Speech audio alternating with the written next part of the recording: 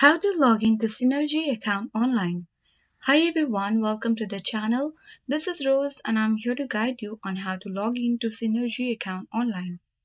Watch the video till the end and without any further ado, let's dive right into the video. Launch a web browser on your device. Click the search bar at top of the screen and type in synergy.net.au. Press enter on your keyboard. After waiting patiently, you will reach on this official interface of Synergy, where you will see the option to log into my account at top right corner of the screen. Click on it. Now, if you haven't registered, you can easily click the register button and register your account. Then later you can easily click the login to my account button and then log in to your account.